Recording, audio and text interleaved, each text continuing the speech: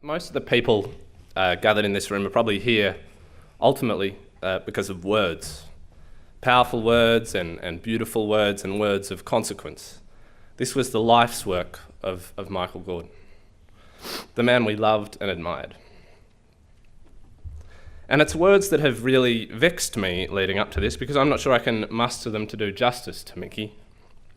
Funnily enough, I felt a similar unworthiness when sending him pars for the stories we worked on together over the last few years, stories and years that I treasure.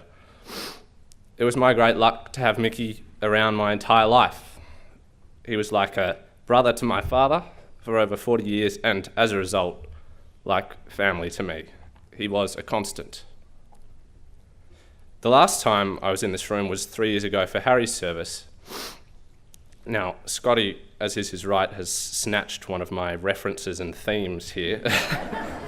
But I would add that, that Mickey on that day also spoke of Harry's humility and his ability to mix in any company, as well as what Scotty quoted. That same day, Les Carline said this about Harry. He said he could scold in print without being mean. He said his was always a human voice. And the reason I quote that again is the obvious one. They're describing Mickey's well. He was born from decency. He married it. He surrounded himself with it. He passed it on. Decency coursed through his veins. It twinkled in his eyes and radiated from that easy smile. It imbued every word that came out of his mouth, or that he bashed out on a keyboard with those index fingers. When he gave you a famous Gordon hug, decency enveloped you. That trait and many others guided him as a journalist and as a person, two identities that were pretty well intertwined.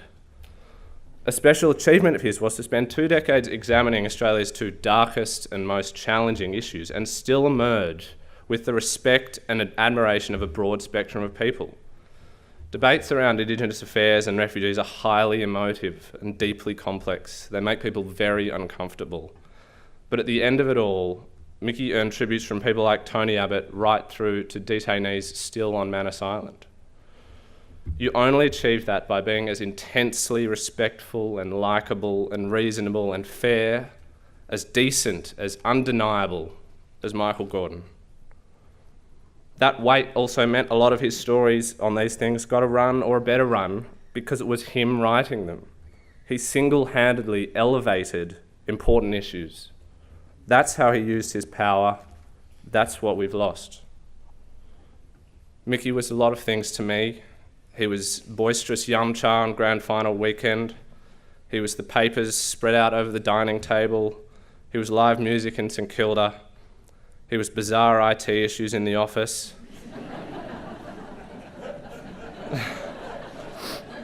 I was only occasionally frustrated by that. He was Melbourne. He was The Age. He was football. While he was like a second father or uncle for much of my life, I got to have him as a professional mentor and counsellor these last 4 years, a role I know he played for an astounding number of people.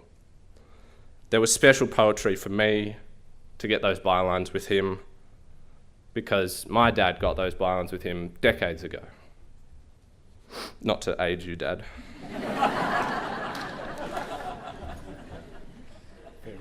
There was a column Mickey wrote in 2016 that he was obviously very pleased with. He had that, chuffed, humble, satisfied feeling about a column. And I think he might have mentioned this one to a few people. It was on the first anniversary of Malcolm Turnbull's Prime Ministership, and the main point of pride was that he had snuck in a couple of Neil Young references.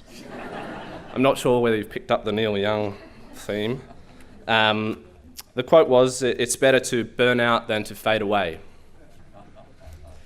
Saturday before last, Mickey's body inexplicably, shockingly, unfairly decided to burn out. But this special man, this giant, didn't fade away at all. Of course he didn't. He inspired, scrutinised, and loved right to the end.